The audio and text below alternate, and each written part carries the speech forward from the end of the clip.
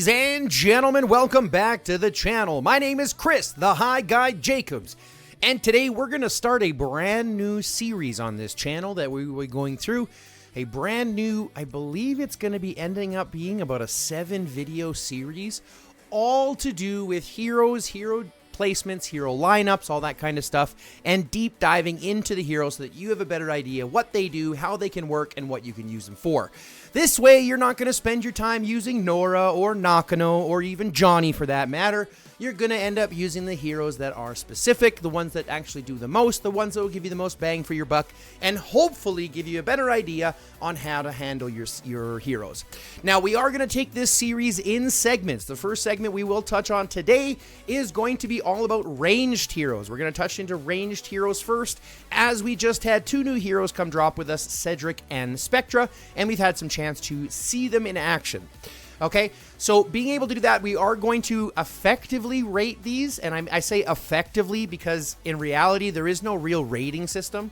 Yes, I can say that there are some heroes that are better than the others, but the problem is there's so many metrics in this game, right? It's not just about whether they're the best, because they might be the best at Garrison, but they're not good at Field. They might be the best at Field, but they're not good at Rally. They might be the best at Rally, but they're not good at anything else. You see what I'm saying? So there's lots of different metrics.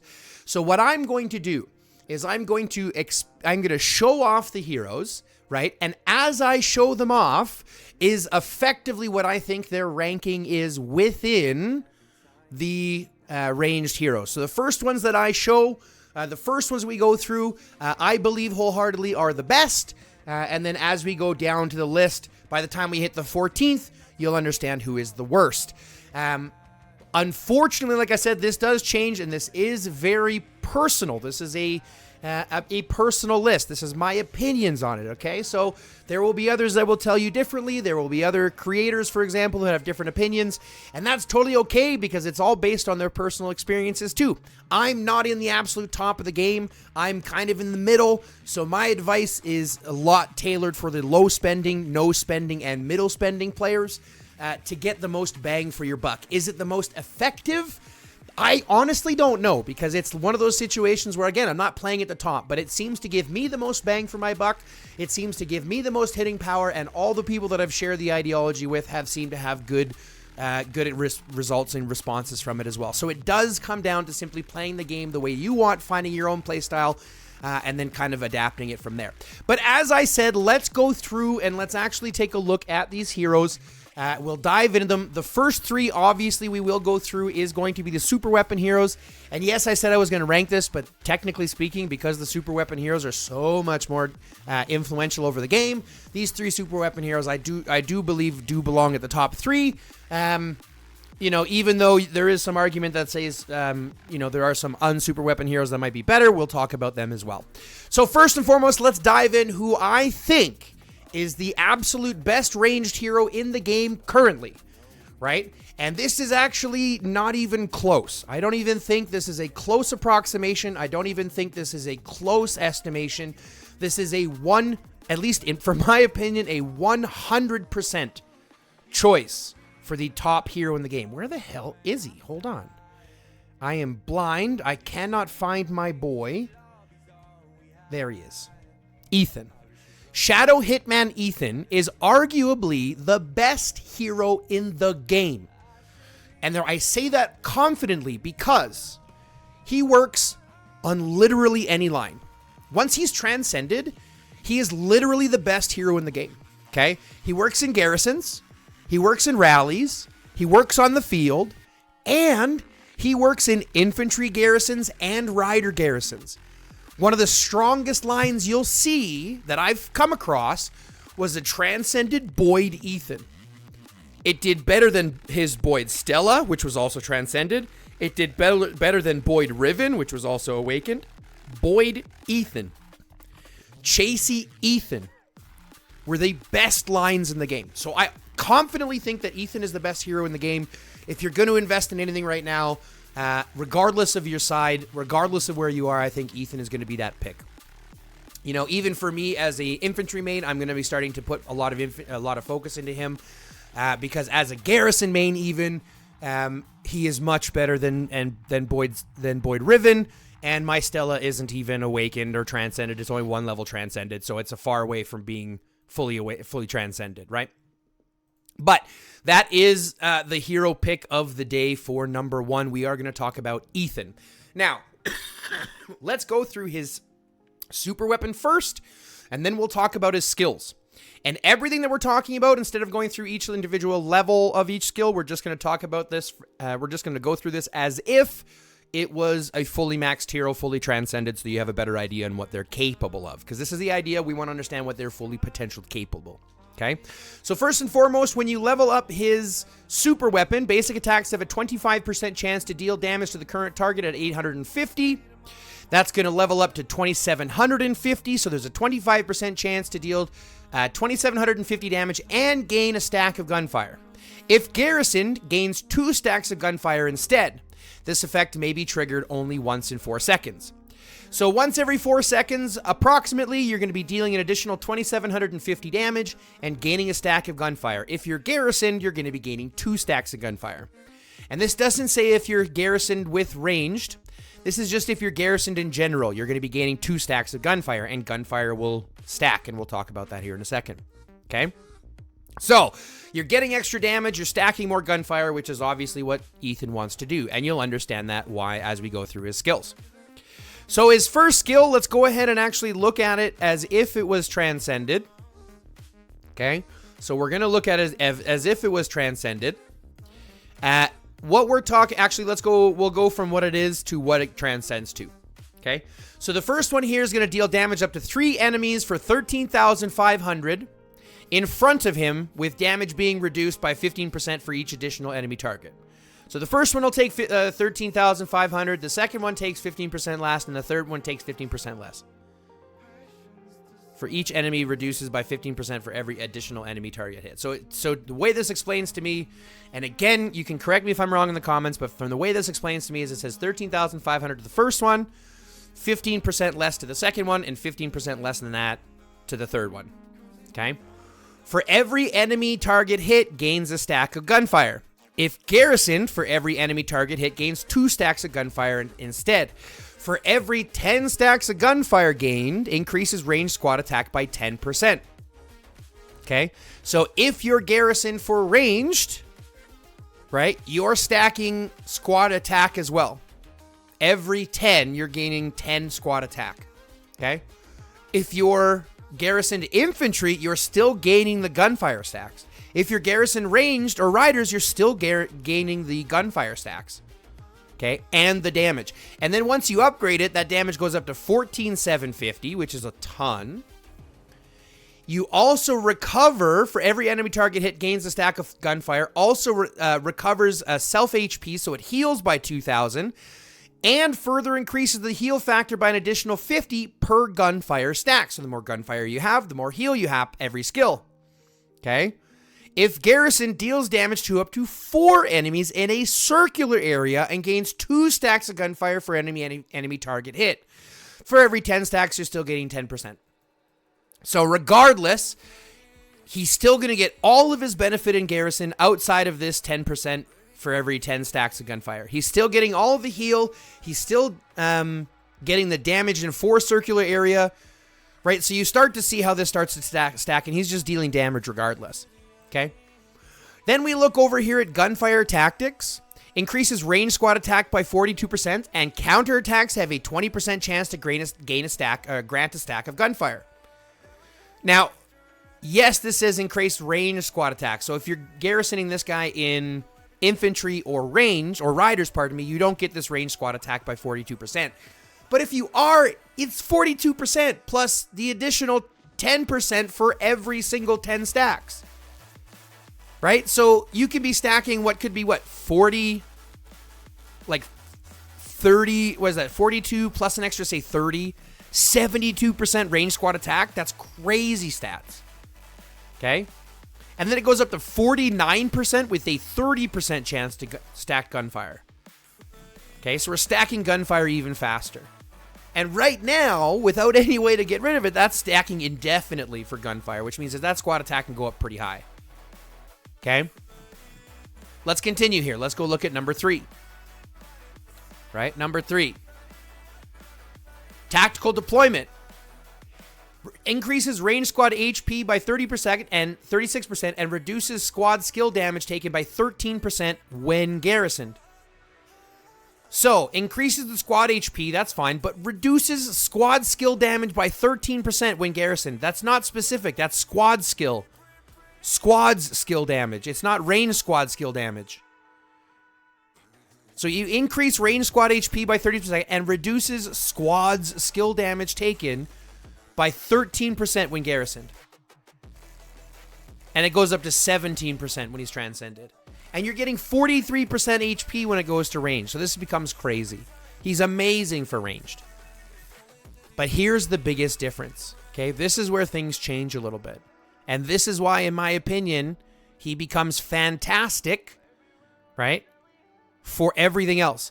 Normally increases range squad defense by 30%, 38% if garrison, reduces all damage taken by 10% for 1 minute after entering battle. This second part here is amazing.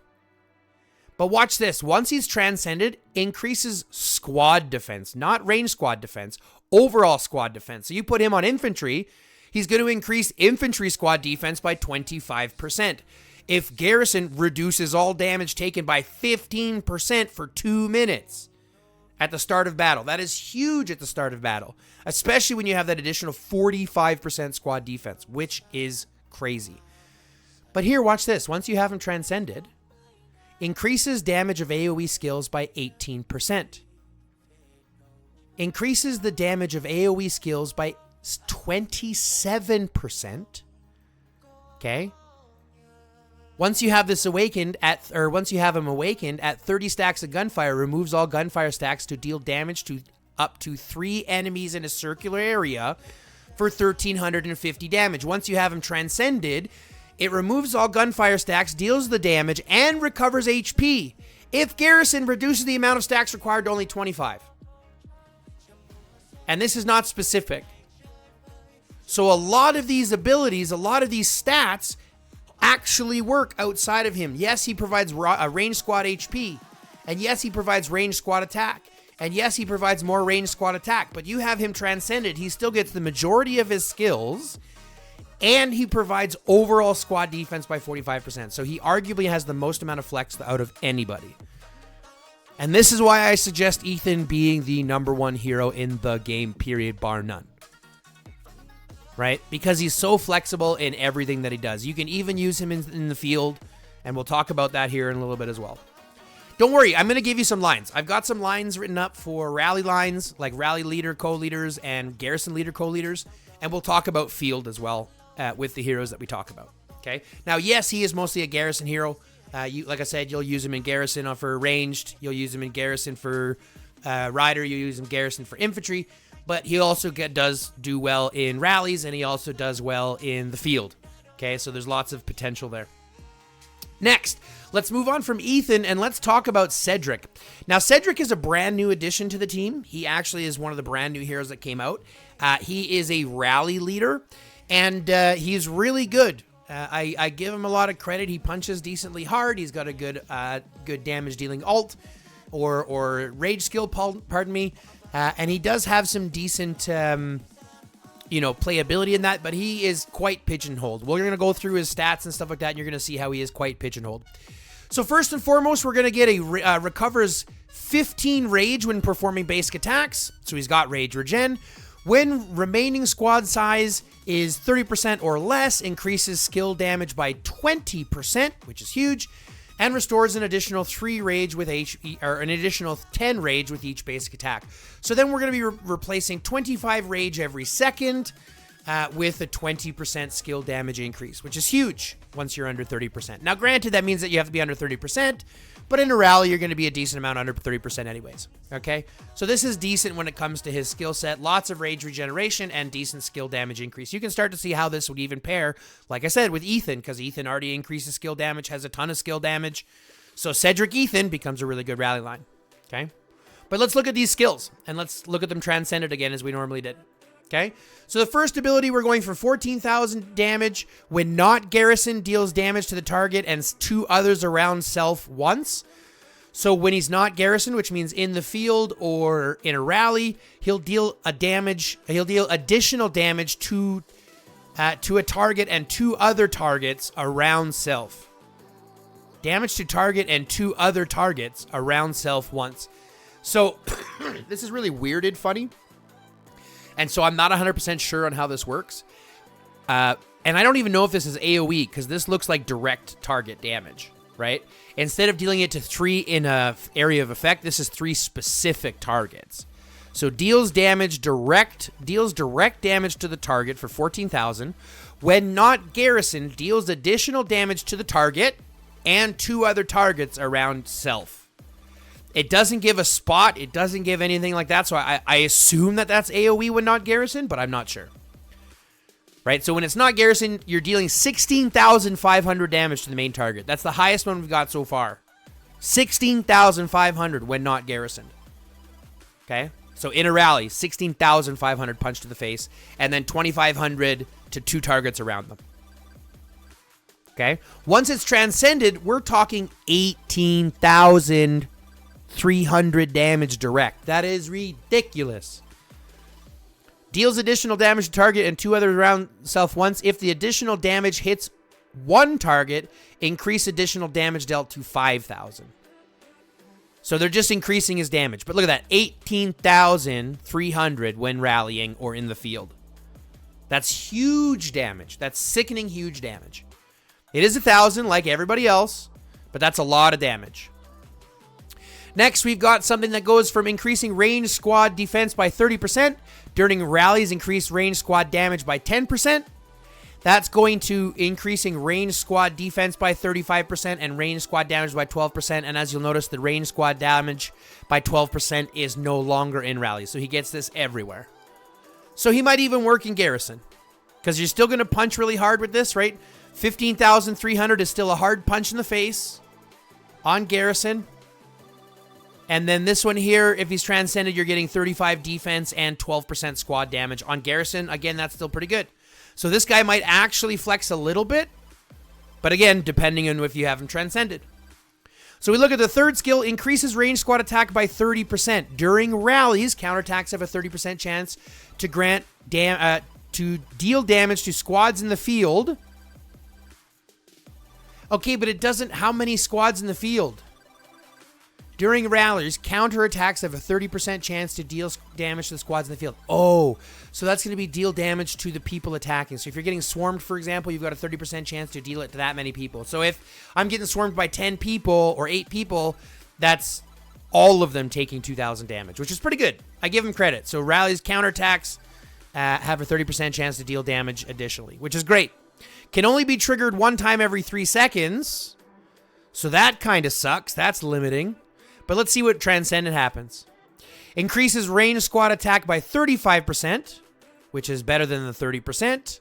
And we still have a 30% chance to deal damage to the field at 2,500 without this. So once you transcend him, he becomes a freaking rocket.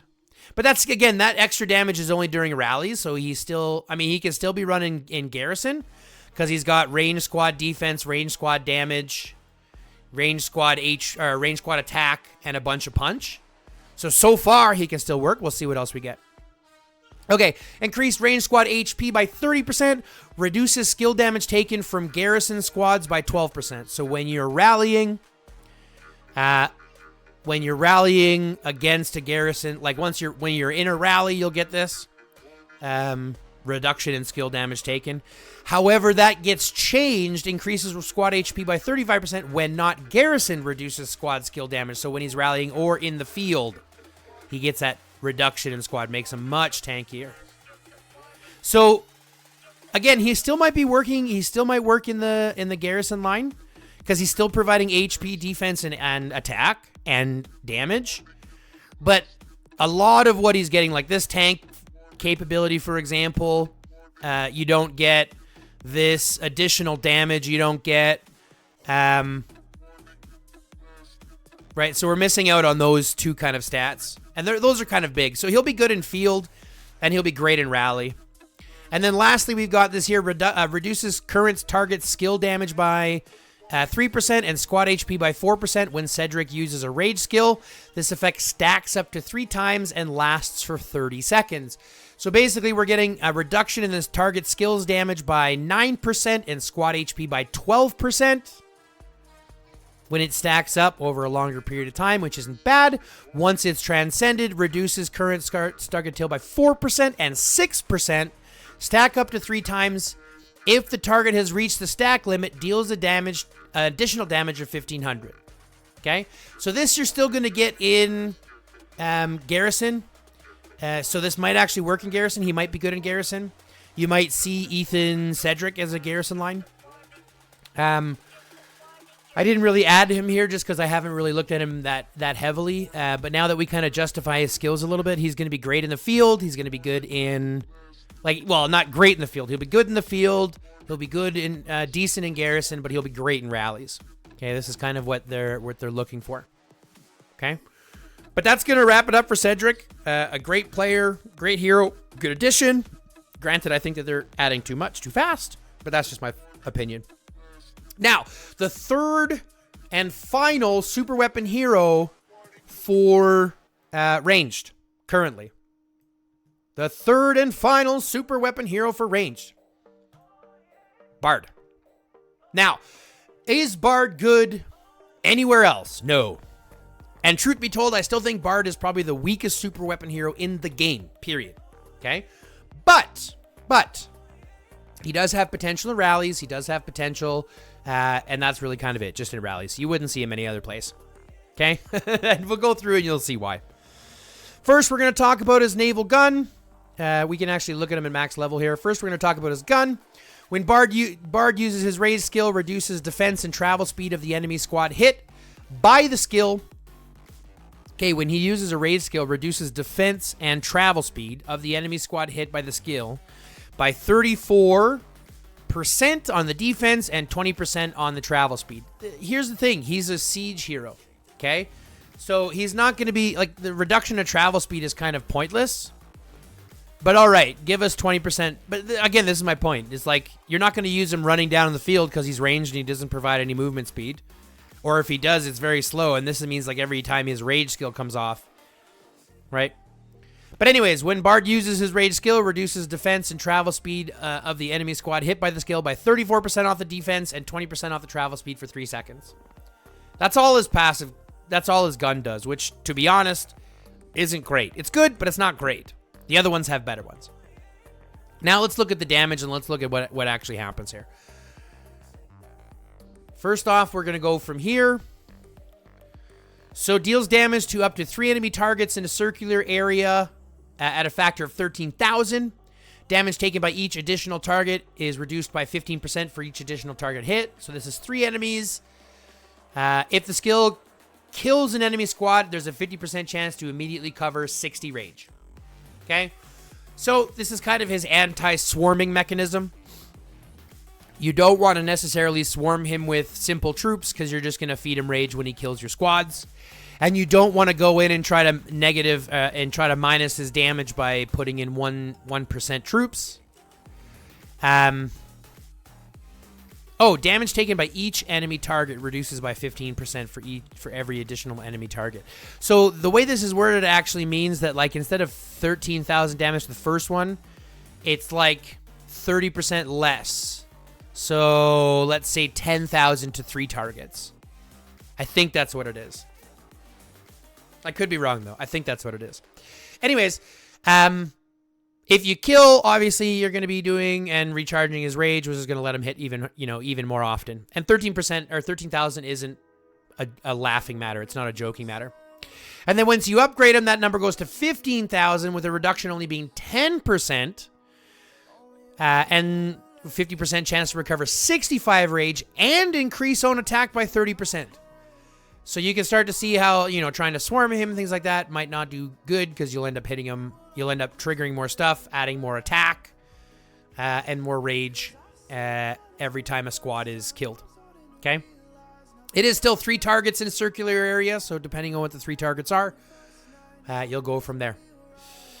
Next, his second ability here is called Purge Weakness. Increases range squad attack by 30%. If the enemy is inflicted with silence, increases basic attack damage to them by 21%.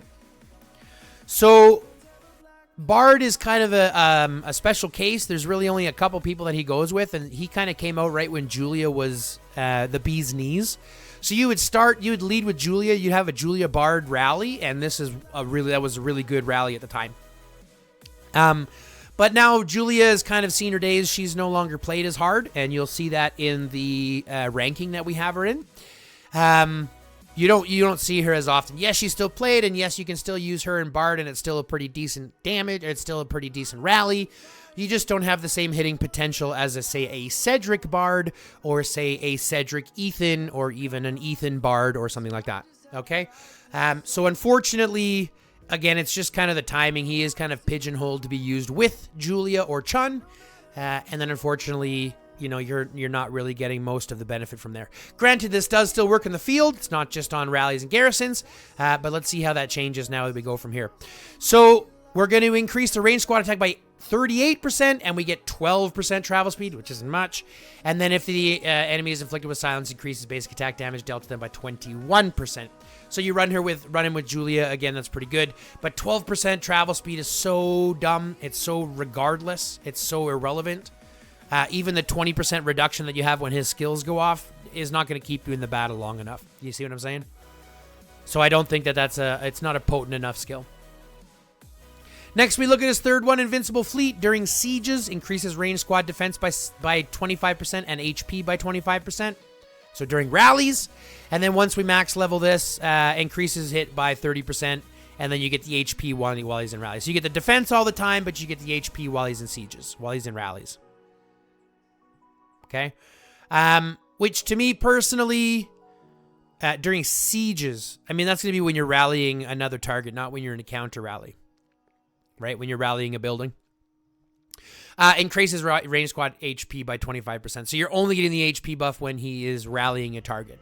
So you start to see how, yes, he can be played in other places. Yes, you can put him on the field. I mean, technically, you could put him in garrison, right? Because you have the damage. Right, so, I mean, you can still put him in garrison here. You could still put him in garrison here, but of course you'd have to garrison with Julia as well, which is weird.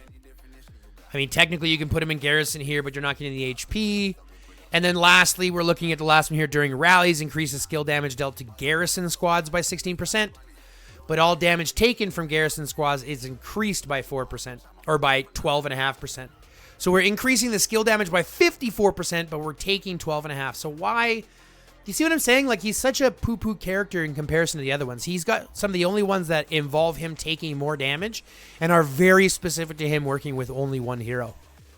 Right? Now, granted, once we have this awakened, it's during rallies, you're looking at 54%, but all damage is by 6%.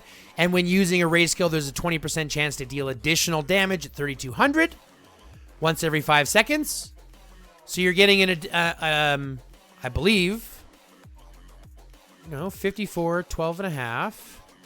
Once you transcend it, it's 54 and 6. So you take the damage by garrison squad is only increased by 6%. So you get a cut there and then additional damage. But you're not getting any additional skill damage, right? It's still during rallies. Increases skill damage dealt by scare. Right. So again, he's very specific to being in sieges. You don't get this at all in his garrison. Right? Now, lastly, his last ability, when you do get him here, Dominating the Seas, deals damage to up to 3 enemy targets in a circular area at 13,000. Damage taken by each... Oh, so this is Awakening his main skill. So it goes from 13,000. Once you have him transcended or awakened, it goes to 14,300. And you get the attack by 30%. And then once you transcend him, we're talking about 15,000 damage at 10%. 50% chance to recover 65 rage and increase by 30%. So we're going 15,000 at 10% damage. Okay? Which, if you think about it, is kind of like... This is what I'm saying. Even his transcended skill is just a buff to his main skill. It's not like an additional passive or anything like that. It's just it's a buff to his main skill. So Bard just kind of falls in a situation where, yes, he's good, but he's only good at what he does, which is rallies. You don't really put him in the field. You don't really put him in garrison. You put him in rallies. So he's kind of lower on the totem pole because Cedric's got more play and Ethan definitely has more play in where you can put him. Okay, but that's going to cover the super weapon heroes. So we've cut through, and I know it's been a little bit longer than we wanted, but there's a lot of information. So I hope you guys are buckled in. This is going to be a good one. Okay. Next, we've got our next hero here, which I think is probably the best hero that is not super weapon heroed for ranged. I got to find her here real quick. I don't have her yet, but her name is Sophie. Sophie, the Dreamscape Giant, is absolutely fantastic. She puts out incredible damage, has a lot of good skills, works really well in a lot of different places. And once you see her skills and her damage and how it kind of stacks up, you'll see what I mean. Okay? This is why I've also ranked her the way that I have. She probably has some of the most flex out of the rest of the non-super weapon heroes. Her first ability here, Giant's Wrath, is going to be dealing damage to 13,500 and increases skill damage received by nearby enemies up to 3 enemies by 20% for 3 seconds. So she's doing 13,500 punch to the face and then debuffing the enemies around her to take more skill damage by 20%. And you're going to go, well, why is that a problem? Why is that an issue? Because she's going to be dealing her damage and then getting the buff on the skill damage, right? But here's the thing. You pair her with someone like Ethan, who does a bunch of damage, increases the skill damage received by nearby enemies by up to 3 enemies by 20%, and Ethan does an AoE effect. You see what I'm saying? So it triggers her ability, triggers the skill damage received by nearby enemies, then triggers Ethan's skill, which deals more damage to those same targets. It matches really, really well. Lots of synergy. Next, we've got Shoulder Ride, increasing squad travel speed by 20% and attack by 32% when not rallying. So even in Garrison, she's getting the attack buff. Okay? Even in Garrison, she's getting the attack buff. Sure, she's getting the travel speed buff, but who cares? The travel speed buff is nice in the field, because that's where she kind of needs it the most. And a 20% buff isn't bad, especially when it comes to riders who are already slow. Okay? An attack of 32% is pretty high. Next, you have Giant's counterattack when using ranged skills without charge gains charge. When using ranged skills with charge, consumes charge to deal damage to up to 3 squads in a circular area at 7,850. So you remember how her ability here triggers that ability, gives more skill damage, right? Well, guess what? We've got more skill damage coming when she uses her uses her charge. And when she has charge, so she's going to use an ability to get charge. Then she's going to use that ability again to consume charge to deal more damage. However, when she has charge on, it's going to increase all range squad damage by 10%. So it's like every other ability. It's like she's got charge, so she's doing more damage. So she uses charge, punches, and she no longer has charge.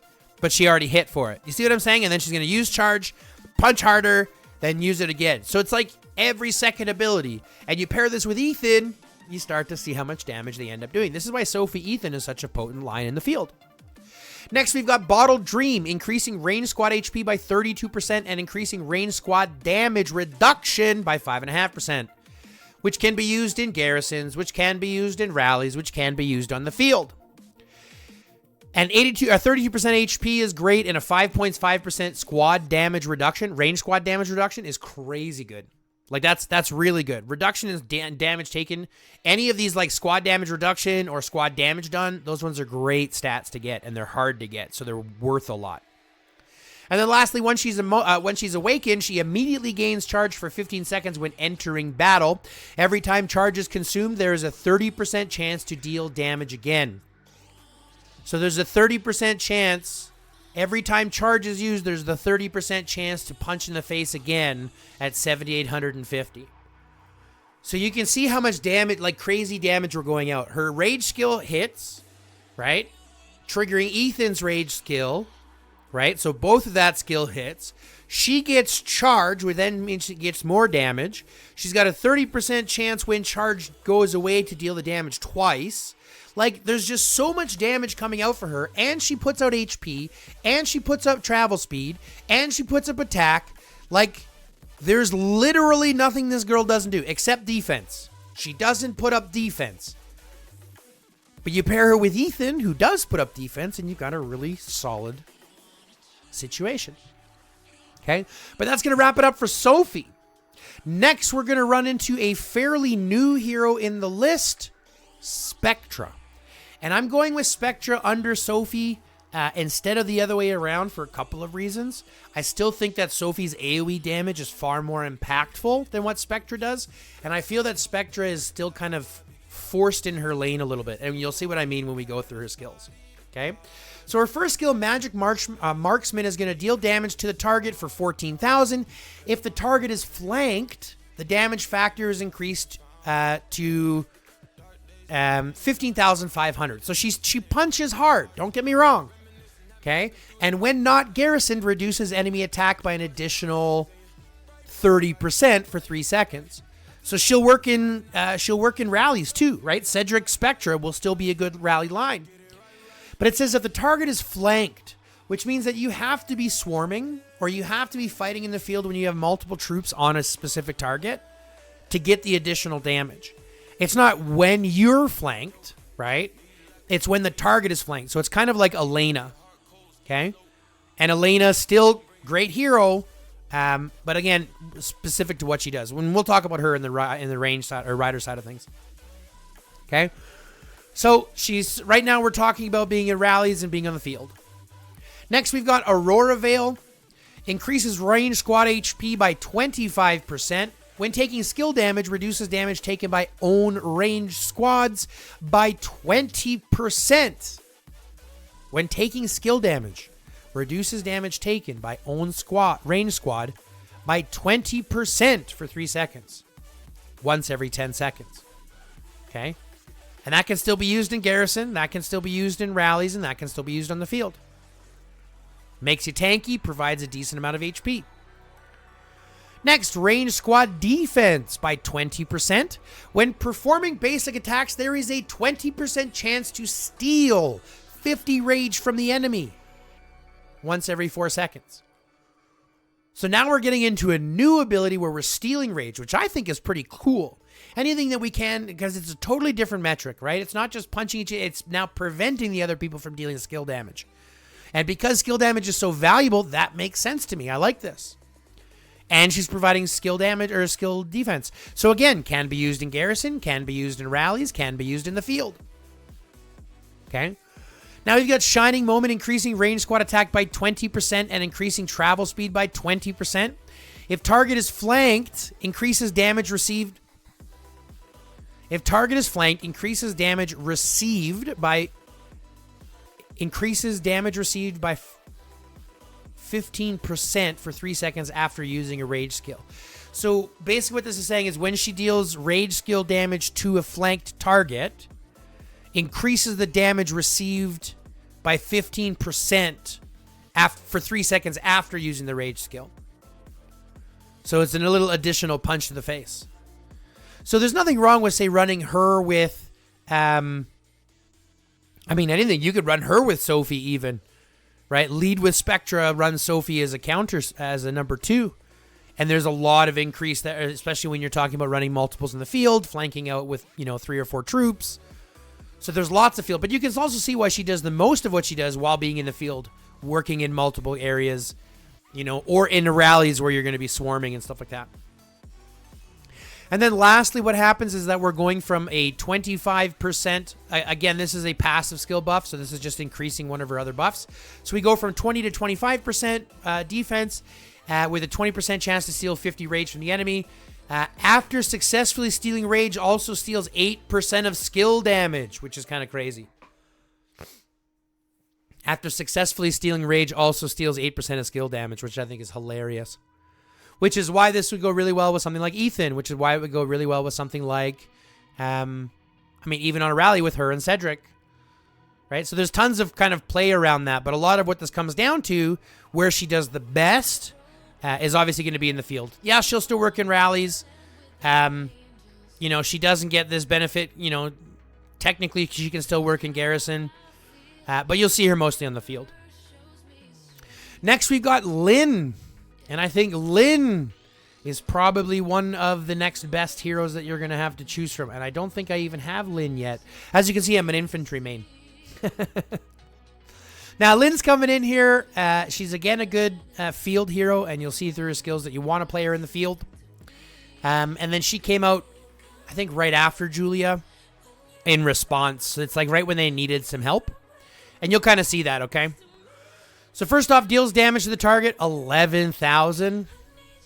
Right? So it's not a lot. If flanked, when not rallying her garrison. So if she's flanked in the field, deals additional damage to the current target at 3,000. So now we're talking 14,700, which is good. And reduces skill damage taken by 20%. Makes her tankier. Again, which is good when she's flanked. So if she's the target of multiple attacks, when not rallying her garrison. Here's the problem with these heroes. As we start to go down, they just become more and more pigeonholed, right? Like, she has to be in the field, and she has to be the target of multiple squads in order for her to be truly effective. Otherwise, truly, like, her damage dealing 11,700 isn't great, right? And she doesn't get half her abilities. So she wants to be in the field, being the target of multiple things, which for range isn't a great feature. Right? They're already one of the weakest. They're already having to deal more skill damage than anything else, but take more damage. So it's kind of a give and take, right? Next, we've got Auto Fortify, increasing range squad attack by 30%. If flanked when not rallied or garrisoned, increases range squad defense by 15% as well. So 30% range squad attack is good. The additional damage, the skill reduction when she's flanked. As you can see, she wants to be the target of multiple squads. Scan weakness is going to increase the range squad HP by 34%, with counterattacks having a 20% chance to reduce all damage taken by 4.5% for 2 seconds. So this puts her okay in garrison, but, you know, you're not getting this. You're not getting the additional defense. Yes, you're getting the attack, which is great. You're getting the HP, which is great. But you're getting small damage. You're not getting this. And then you're not getting the travel speed. Yes, you're getting the increased counter damage at 32%, which is great. And the travel speed at 20%, so she wants to kind of be targeted by multiple people. It's just one of those things where it kind of works against her because, like I said, range takes damage faster. Because they are weaker, they have lower defense. Therefore, they kind of get melted faster. But she wants to be the target of multiple marches. Lastly, when she's awakened, when in world map battles, increases range squad damage by 3%. If flanked, when not rallied or garrison, reduces damage taken by 10%. So when in world map battles, so that to me, in world map battles, seems to be when they're marching like on the field. Like not in rallies or garrisons. But I could be wrong. I've never understood this. This is one thing I don't know. So correct me in the comments so I can learn too. When in world map battles, because that would be everything. Increases range squad damage by 3%. If flanked when not rallying or garrison, reduces all damage taken by 10%. So again, she wants to be the target, but this is why she's kind of ranking in that 6th position on the list. Not bad, but just not great. Kind of fitting into that situation. And now we're going to have Julia. And this is kind of why I've said, like, Bard is kind of lower on the rank poll, because Julia has fallen out of play compared to these other ones. Now, I'm not saying that Julia's bad. Don't get it twisted. She's not. She's good. But she's just nothing compared to Sophie. She's just nothing compared to Ethan. Nothing compared to Spectra or Cedric. Right? And you'll see that when we go through her skills. Like, first off, we're dealing damage to one single target at 1,250, and then a recovery of 100 rage. So it's good. You start off, you're regenerating more rage, and you're hitting at 12,500 is not bad, but it's not great. 12,500 is low compared. I mean, we're looking at other ones here. Cedric is hitting for, 18,000, right? So 12,500, not really good. Next, we've got increasing range squad attack by 20% and range squad defense by 20%. These are great, but these are nothing compared to Sophie and her 30%, 32%, stuff like that, right? These are just older stats, older heroes. Next, we've got a reduction, reduces damage taken from basic attacks by 20% when rage is more than 90%, increasing skill damage dealt by 17% for 4 seconds. So this will prep up her damage, right? Which again isn't bad.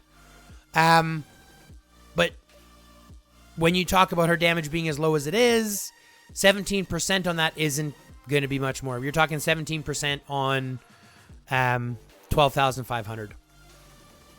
So maybe 14,000 total. Again, against 18,000, it's not really much. Now we got to reduce. That's this one here. Reduction in basic attack damage taken. We've got an increase of HP by 40%, which helps, with a 20% chance being immune to taking increased damage, with a 60% chance, of being immune to taking increased damage. So, again, there's some play, but you start to see that even at what she does, like, her biggest thing is a squad HP at 40%, but it's only 20% attack, 20% defense. There is a reduction, a 20% reduction in basic attack damage. And there is an increase in skill damage. So, I mean, there is still some playability, but this is why she would work with Bard, right? In a rally. You can still use her in Bard as a rally, and it's not bad. But it just doesn't compare. And that's why she's kind of ranked where she is in 7th. Okay? Now, when she is transcended, she earns the capability. She earns a little bit more. She goes to up to 13,750 and silences the enemy for 3 seconds. So then she earns that silence. But you have to have her transcended to get that silence, which makes her good for Bard. Also restores 120 rage to own squad. So she gets a buff to her damage, and a buff to the silence, and a buff to the rage regeneration when she's awakened. Okay? So again, there's playability there, but it just doesn't stack up to the next ones. Now we're going to move on. And the reason why I have this guy paired so low, to be fair, is because he's a collaboration hero, and unless you have him, you're not going to be able to use him, and he's twice as expensive to get leveled up. So some people might rank him higher because at max level he is. But my opinion on all collab heroes is like this. They're good. In fact, they're probably better than the average hero, but they're twice as expensive to level up if you didn't get them during and level them up entirely during their collaboration events. And if you don't have them, there's no current way to get them. So I've got him ranked down low is just because availability, cost to get him, and all that kind of stuff. He's still good. Don't get me twisted. He's still really good. He's got lots of play. He's great. He's got lots of mobility. He can work with a lot of different lines. He's got lots of it. But like I said, I ranked him lower simply because most people can't get him anymore. And if you did have him, he's really expensive to level up. But let's take a look at why we're talking about this. Okay. So, first thing first, dealing damage to the current target at 13,500. When not rallying or garrisoned, recovers HP based on the number of squads flanking the enemy target by 550. So, if you've got 5 squads out there, 5 times 550, you're getting an additional 2750 healing every time your rage skill goes off. Okay? Which is pretty good, but I mean, you're looking at having 5... Well, I guess it's not just you. I mean, you could be doing this in the field, right? So if you're in a ball of death or something like that and you end up hitting it. So, I mean, that kind of makes sense. Which again, gives them validity there. Okay? Next, we're going to see coordinated tactics increasing squad HP by 30% with basic attacks granting 10 rage when flanking the enemy. So, again, when flanking or when being flanked, I mean, you could pair him with Spectra, like we just talked about, who wants to be flanking an enemy. This will be a benefit to that, with a nice 30% HP buff. When not rallying or garrison, increases skill damage by 36% when remaining squad size is 50% or more. When squad size is less than 50%, skill damage taken is reduced by 36%, by 12%, or by 30%, and range squad travel speed goes up by 20%. So it makes him easier to run away. If he's being beaten in the field, he can run away, and he gets tankier. And while he's at full size squad, he's hitting harder. Okay. Next, we got increasing squad travel speed by 20% and attack by 30%. Okay. So in reality, we're getting at minus 50% squad size. We're getting a 40% travel speed boost, which is huge. So use that to your advantage to either get away in the field or, what have you, return with water war, things like that. Okay. But see, here's the thing, guys. even if we look at his last one here where he's increasing that damage to 14,850, increasing that to a 550 per, excuse me, per thing. But the assistant has a 50% recover additional HP after casting a skill at 330. So he starts to heal a decent amount and punch a decent amount. But here's the thing. What I noticed about this guy that makes him so good is the fact that his skills are not specific to range. Increased squad HP, okay? Increases skill damage dealt, increases skill damage taken. The only thing that we're talking about is range squad travel speed. But here, squad travel speed, squad attack, right? Recover HP. It's not recover ranged HP, right? So he can be used on many different lines. You can run him on you can run him on infantry lines. You can run him on rider lines and still get the damage and still get the debuff and still get the healing and still get the, the rage regeneration and still get the HP and still get like all the things that come with it, right? The skill damage reduction. You can still get all that stuff with Jack Bronte, so he has value. But unfortunately, like I said, the problem with him is that he's hard to get. If you don't have him, you can't get him. He's expensive. He's twice as expensive to heal. Or not to heal, but to level up. If I wanted to level it up, watch this. Exchange 2 to 1. So it's twice as expensive to level him up, which means that instead of 1,690, you need 1,380. I don't know about you, but 1,380 frags is a lot for any hero. So is he good? Yes. But is he twice as good? No. He also has this one here. Increases damage dealt to infantry squad by 5%, but damage taken from rider squads increases by 3%. All the collab heroes have this type of thing where they're going to deal more damage to the ones that hurt them or the ones that they're strong against, but take a little bit more from the ones that damage them. Okay? Decent little trade-off for all the collab heroes. Mai has it too. Marco has it too. But that's where he's going to sit at number 8 on the list. Number 9 on the list, we are going to bring up a fan favorite, Lewis. Now, Lewis might move higher up on the list if you have his skin. Just because the skin does make it play a little bit better. Just because he does earn some capabilities. Pardon me. So we'll look at everything by comparison. We'll look at his regular stuff and then we'll move him up. Okay? Sorry. So first and foremost, to hell, rage requiring 1,000, dealing damage up to 5 enemy squads in a fan-shaped area. At 1,000 factage, damage taken by each enemy squad reduces by 15% for every additional target enemy squad. So if you're hitting 5, it's hurting your... Like, you're really only doing, 5,000 damage to each one. But that's if you're being swarmed, right? Next, we've got increasing... Or no, so then when you get the skin...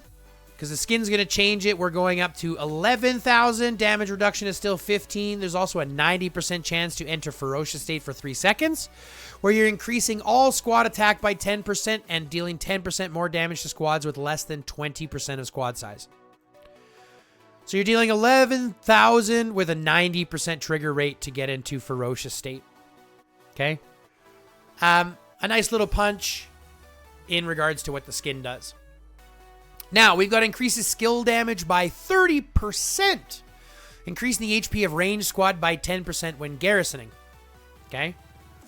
The skin does nothing. You're still getting the same 30%, increasing HP by, or range HP by 10% when garrisoning. Okay? Now, this is why Lewis is also kind of low on the list. He is massively outdated. And that's just kind of what it comes down to. He's just massively outdated. I mean, a 30% increase to range squad attack is good, but it's the only thing that he's got for that third skill. You have a lot of these other skills that are getting the buff plus something else, buff plus something else, buff plus something else, and he's only getting that. Granted, when you get the skin, and this is why the rating might go up when you have it, not only does he get an increase of that range squad attack to 30%, but now he gets a heal factor at 1,000% when in Ferocious State. There's a 40% chance for each basic attack to heal. Okay? So, I mean, he starts to heal pretty decently. If we look at the regular skin for his 4 skills, squads gain an additional 25 rage when using basic attacks. So he builds up rage very quickly. When you use the skill, again, nothing changes. So I will admit, Lewis's skin probably is one of the worst skins in the game. But I think all the skins have their problems. Lastly, once you're here, the damage is going to go up to 12,000. Okay, once you have him transcended, the damage does go up to 12,000 damage. And it does turn from a fan-shaped area to a circular area. But you still have that 15% damage reduction for every target enemy hit. Right? Sorry, excuse me. But when you get that skill, the damage numbers go up to 13,000 in a circular area, 15%, and then 3% reduction, or 3%, or a 3-second. Oh, and then it's a guaranteed entering ferocious state for 3 seconds, increasing squad attack by 10%, dealing 10% more damage to squads with less than 20% of squad size. Excuse me. So basically, you're going to be punching 13,000. So this is why once he's transcended, and if you have the skin, he goes from 11,000 damage to a 13,000 damage factor, which gives him a lot more playability. Okay? Does it mean that he's the best? Nope. But it does mean he still has some playability. He does still work in Garrison. Ethan Lewis Garrison line is still really good. If you don't have something like Ethan Cedric, or if you don't have something like, even Ethan Bard, Ethan Sophie, things like that. Ethan Jack, or Ethan Lewis is still really good, especially if you have the skin. It's still pretty good. Okay? Now, after Lewis, we're going to do another way back hero here. Most of these other ones we have are old, outdated heroes. We're going to talk about Jacob. Another Garrison hero. He's bringing Birds of Prey, dealing damage up to 3 enemies at 12,500. And increasing own counter damage by 23%. Damage taken by each enemy squad reduces by 15% for each additional enemy that he hits. So 12,500 with counter damage of 23%. Not bad, right? Pretty good. And we're doing that AoE, which is pretty good. 3 enemies in a fan shape and an increase in counter damage. Not bad. Now you got increasing HP by 20% and increasing all damage dealt by 7.5% when garrisoned. Okay? So increases all damage dealt by 2.5% when garrisoning. So I believe the way that this is worded, because there is no period, this is a comma, this means that you're only getting the HP and you're only getting the increase of damage and all damage dealt when you're garrisoned. Okay? So you know what? Ethan Jacob so far is looking to be pretty good as well. Ethan Jacob line is looking to be very, very decent as well. Okay? Dealing damage up to 3 nearby enemies at a factor of 2,000 every 8 seconds. If garrisoning also reduces the attack of these squads by 17% for 2 seconds. So it's a nice little debuff to 3 enemy squads. 3 nearby enemy squads. I assume this is going to be something like a circle as well. Just because it says nearby. Right? So it'll be kind of just like whoever's in the area. And then we have increasing all damage by 16% if the remaining squad size is below 50%. Increasing all damage to 20% if the remaining squad size is less than 30%. So this guy actually works really well in Garrison from what I can see. An Ethan Jacob line in Garrison is going to be pretty gross. Right? I think that would be pretty gross. And I don't even know. I might change this up a bit. I might like Jacob better than I like Lewis. And someone might have to convince me otherwise. I might like Jacob more than I like Lewis. We might switch those around. At least from conversation. Because what happens is once he is transcended, we're doing... I guess the only difference is we're dealing... This is 13,750 and it's still a fan-shaped area.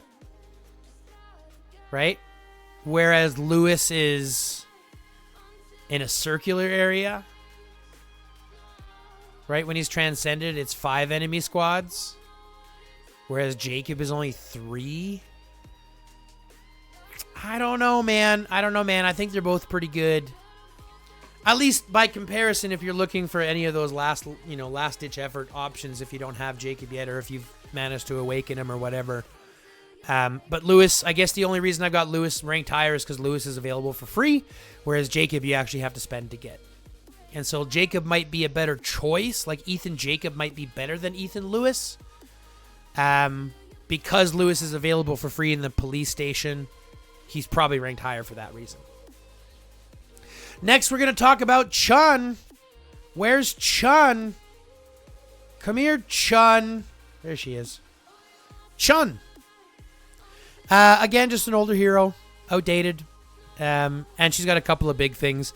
So for first and foremost, her rage skill is 1200. Double kill costs 1200 to activate. But you're dealing damage to 2 enemies in a straight line at 12,000 each. So technically speaking, she has a 24,000 damage factor, which is huge. That's cut in half if she's in assistance. So you're not going to put her as a co-lead. Now, if you only hit one enemy, the damage is increased by 20%. So what's 20% of 12,000? What is that? 2250? Right? 2250, I think. 2233, 2240, something like that. So now she's hitting for 14,000 to one target or 12,000 to 2 targets. That's pretty good damage. But the problem is 1,200 rage compared to everyone else having a 1,000 rage. Okay? Next, we've got Retribution. When taking skill damage, restores 100 rage instantly with a 10% chance or a 50% chance, pardon me, to inflict silence on the attacker for 3 seconds. Every 6 seconds. Okay? So yes, you can technically use Chun in a rally with Bard. Right? You can technically do that. And that'll still trigger Bard's stuff, but you're really hindering yourself with this 1,200 rage requirement. That by itself is huge, even though you're getting 100 rage back here. Right? You're getting 100 rage every time you get hit. So technically, what? It's 1,100 rage now. You're still putting yourself at a disadvantage. Now you got Battle Elite. When in battle, increases range squad HP by 20% and attack by 20%. Not bad, but 20% is pretty lackluster. Most are getting 32 or more. Ethan is providing 49. Now we're getting when leading only range squads. Increases skill damage by 25% and travel speed by 30%, which is great. Good in the field. But here's my point. 1,200 rage is a big misnomer. It's a big punch down in my opinion. Okay. And then lastly here, this is going to jump to 13,000 instead with a 25% increase. So she still hits pretty hard, but 1,200 rage skill. And that's my biggest kind of problem with Chun. She's not bad outside of that, but like I said, there's just better options. So don't invest too much in Chun. Next, we've got Johnny. Johnny the Jester. Johnny the Jester has fallen out heavily for a couple of reasons. Number one, he's a rally hero. Number two, he is the attack tree. And the attack tree is just garbage. And number three, he was brought in specifically to counter Thunder, who is healing. This guy was brought in to counter Thunder, and he's got counter healing. But nobody heals anymore, so there's no point in really using Johnny Carey for much of anything. Okay? First and foremost, we've got deals damage to target for 12,000 and reduces target's healing by 40% for 3 seconds. You see my point? His first ability. You're losing all of this because nobody heals. We all have shields nowadays. I mean, there are still some who heal, but it's not a factor anymore. When outside Alliance territory, increases range squad attack by 30% and defense by 10%. So they're playing with this 40% on one skill buff thing. Again, pretty poo-poo when you think about it, because this is only when outside Alliance territory, so you have to be in a rally 9 times out of 10 or fighting in the field outside of your area. But why would you want to fight outside your area when you're getting all the buffs for being inside your area? Doesn't make sense to me. Now you got increasing skill damage by 1% every second up to 11%. So let's rephrase that. 3.5% up to 38.5%. And after an assistant unleashes a rage skill, the buff will reset and stack again. And with rage regen, that means that you're never going to get up to 38.5% skill damage. You'll never get up to there. Because it's only going to ever be like 6 seconds between 6 or 7 seconds between rage skill dealing damage. Right? So 6 seconds, 6 times 8 is going to be 20%. And that's it. Because it's never going to be 11 seconds between when your rage skills trigger. Right? It's never that slow anymore. So this is garbage. Now you got during sieges only, basic attacks have a 20% chance to deal an additional 3,100 damage. So what? It's not great. And then lastly, Tough Strike is going to increase that from 12,000 to 13,200 and give you a 30 or 50% on his reduction to healing instead. But you can see why Johnny Carey is poo. Like I said, no skill tree. Specific to sieges, counter healing for it, only for Thunder. And now that Thunder's not a problem, neither is Johnny. Next, we're going to talk about Nakano Maya. I don't know how to pronounce her name. Decent free hero, available in the police station. Get her for free. She's good for free, but other than that, it's pretty poo-poo. And you'll see why. It deals a large amount of damage to the enemy, only 8,000. And increases squad attack by 24%. So 8,000 is poo-poo bucket damage. Increasing range squad attack by only 15% and travel speed by 15%. Nothing to write home a mum about. Squad's basic attack damage have an additional 10% chance to deal additional damage at 4,000. So that's only to one target at a time. Again, not really great. When squad HP is lower than 50%, increasing range squad attack by 20% and travel speed by 6% or by 18%, which isn't bad. But again, it's really nothing. You have to wait until you're at lower than HP or lower than 50% to get a boost, and it's only 26% compared to like 39% all the time. And then when she's awakened, increases damage dealt to infantry squads by 10%.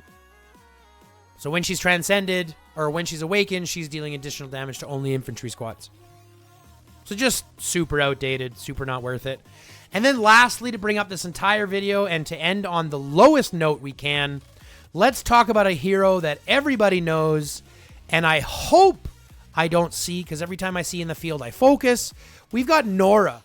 I have no idea why she's a legendary hero. She is absolutely trash buckets. You will not use her for anything. She's got the attack tree. She is specific to siege. She's garbage. Okay, and let's look why. Yeah, she's got increasing squad attack by 46% for 2 seconds when she triggers her skill. And squad's basic attacks deal bonus damage for 2 seconds at 3,750. So she'll hit that twice. So now we're talking about 7,500 damage. Okay?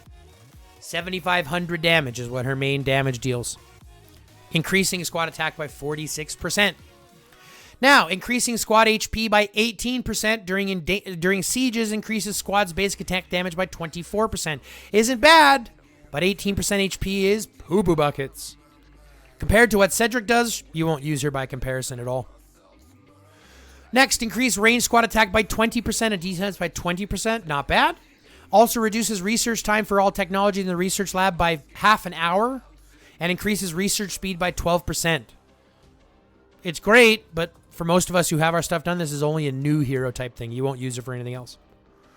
Reduces counter damage received by 17%. Basic attacks have a 20% chance to reduce enemies by 16% for 3 seconds.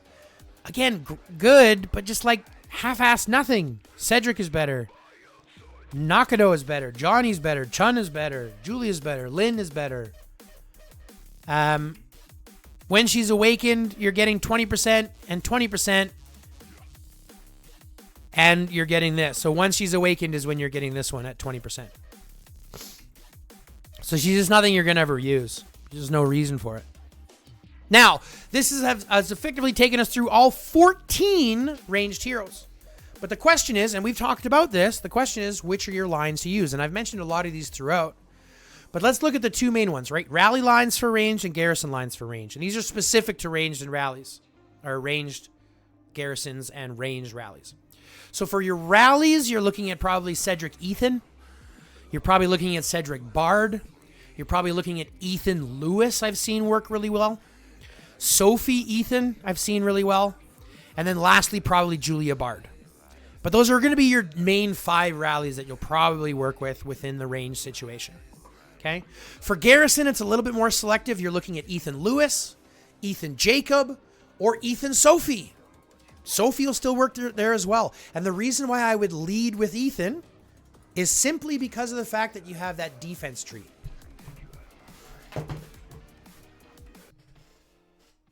So yeah, so lastly, you'll be using Ethan or Sophie, or Ethan and Sophie. You might even use Sophie first, you might use Ethan first, but it's going to be one of the two, and it's going to kind of be those 3 Garrison lines. Ethan Lewis, Ethan Jacob, Sophie, Ethan. You might go into or Ethan Cedric, that might be a thing. Ethan Bard. I wouldn't use Ethan Bard as much, just because Bard has that AoE damage, doesn't really put as much as I would value as what I would think on it. Ethan Cedric wouldn't be bad, even though Cedric does lose a little bit. You do have some things, but the number one route there you're going to see is Ethan. So if you're a ranged player by any stretch, you need Ethan, you need him Awakened, you need him Transcended. He's on every line. Okay? But that's going to be it for the first phase of this setup. We've talked about ranged heroes entirely. We're going to talk about riders. We're going to talk about infantry. We're going to talk about leaders. We're going to talk about mixing up your lines if you're doing multiple squads. We're going to talk about all that kind of stuff. So stay tuned. If you haven't already, click the bell and fill out the notification bell. This way you get notified when new content drops. Okay? But that's going to wrap it up, guys. So let's go through the outro here. If you haven't already, like the video. It really helps the algorithm. Comment down below who your favorite ranged hero is. And if I gave you anything that you think is wrong, or if I said anything that is wrong, correct me in the comments. I need to learn too if I'm going to be able to be the best that I can. Okay? So check me out in the comments.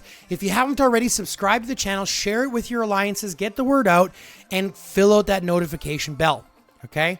All of that costs you nothing, is totally free, but helps me immensely. Goes a long way to helping push the channel, get it out to more viewers, and help the algorithm obviously select us when suggesting content to others. So go ahead and do those things for us, and that'd be greatly appreciated. Now, if you are able to, click the join button and become a member. Help the channel a little bit more, because unfortunately, IGG doesn't care at all, and YouTube doesn't care very much. So if you guys can help out the channel, your $5 goes a long way to helping support the channel. And again, it's only $5 a month, but it goes a long way to helping keep everything running. Okay? With that all being said, folks, thanks very much for tuning in. I love your faces. I love everybody that's here. I love all the viewers and all the support. Like I said, I am working on a giveaway. Okay, I will be working on a giveaway for hitting 3,500 subscribers, which blows my mind. Okay, I will be working on a giveaway, so be watching for that. You have to be a subscriber. You have to have that notification bell filled if you're going to get notified of these drops, so make sure that you do, and we'll keep you all engaged with all that as well. Other than that, folks, that all being said, love, peace, chicken grease, and until next time, stay lifted.